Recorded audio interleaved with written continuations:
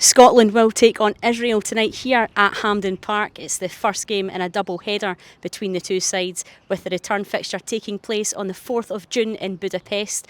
Of course, there will be no fans in attendance tonight. The Scottish FA have decided the game will be played behind closed doors amid planned protests with the ongoing conflict in Gaza. And Scotland boss Pedro Martinez Losa is adamant he will be focused only on the pitch.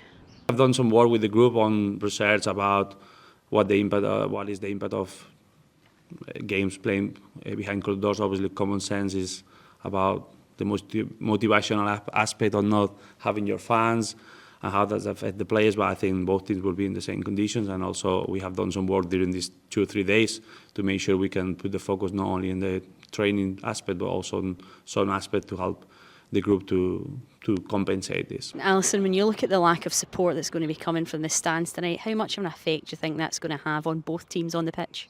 Yeah, I don't think there's any question that it has an influence on proceedings. I think we saw it during COVID times. I think it's an odd experience for players to perform in. I think it definitely has a factor when it comes to the game, and I think time will tell. You'll see when the game gets underway, but certainly I think atmospherically it becomes a bit odd.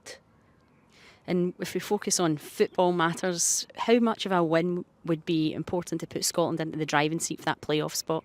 Yeah, it's hugely. They've taken 4 points out of 6 from their opening couple of games. Obviously, I think Pedro Martinez Losa was a bit prickly going into the last camp because of the sequence of games without a competitive win. They got that monkey off their backs with the victory in the last game. I think it's probably really important for Scotland to try and harness that momentum, just build a bit of form, and then they know that a couple of positive results from this double header effectively now takes them into playoff territory.